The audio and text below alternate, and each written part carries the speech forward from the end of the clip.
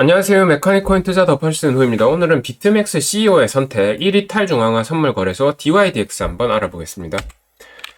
아서 헤이즈죠. 전 비트맥스 CEO고요. 최근에 소매 투자자들, 선물하는 사람 중에 소매 투자자들이 원래 쓰던 바이낸스나 바이비트를 버리고 GMX라든가 DYDX 같은 웹 3.0 거래소로 이동하는 게 많아진다면서 이렇게 블로그에서 언급을 했거든요.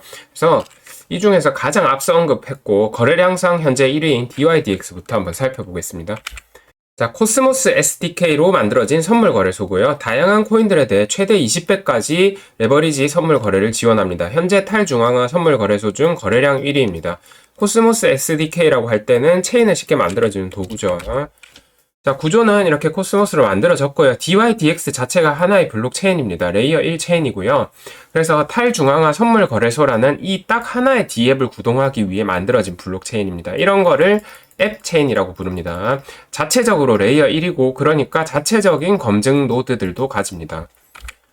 검증 노드들은 DYDX 블록체인의 검증인이 되기 위해서는 DYDX를 스테이킹해야 되고 이 DYDX 토큰을 보상으로 받습니다.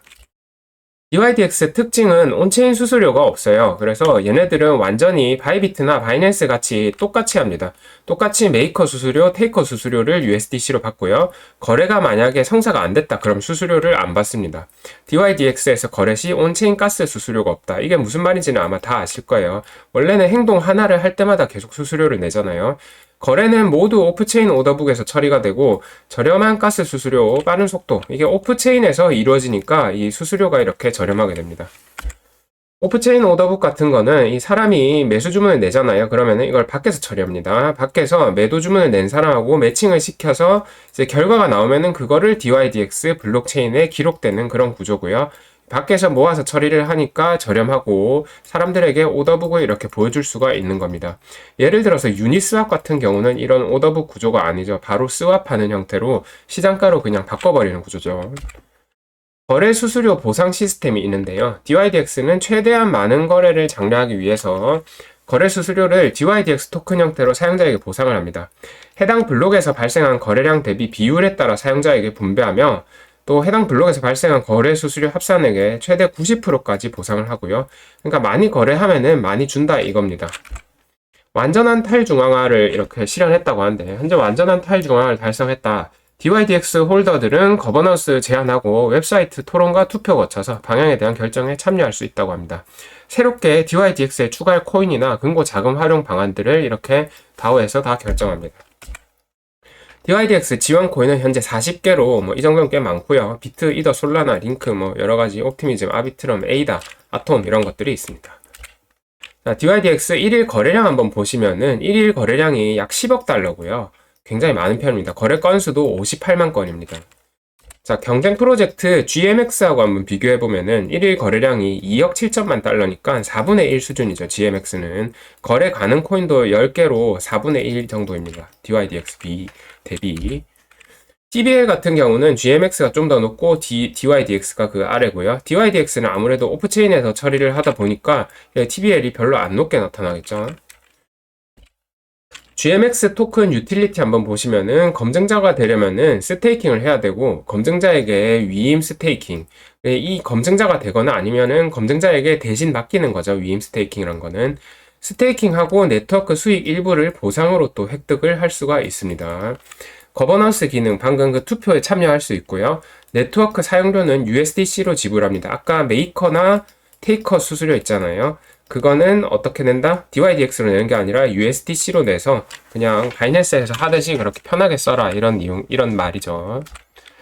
토크노믹스 보시면은 GMX 토크노믹스가 어마어마하게 풀린다 이런 말이 많은데 자 지금 2월달 기준은 50%고요. 토탈 언락트가 24년 12월 기준 75%니까 약 한 50% 정도 올해 늘어날 예정이고요.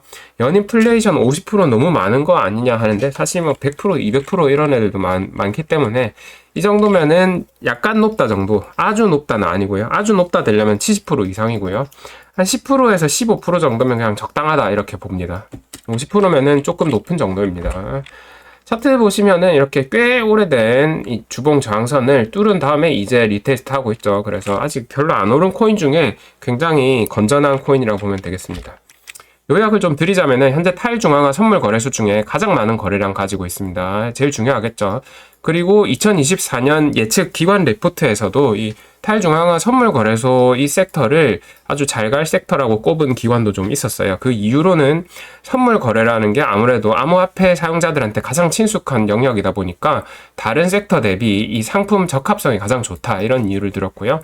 자체 체인으로 강력한 DYDX 토큰 유틸리티.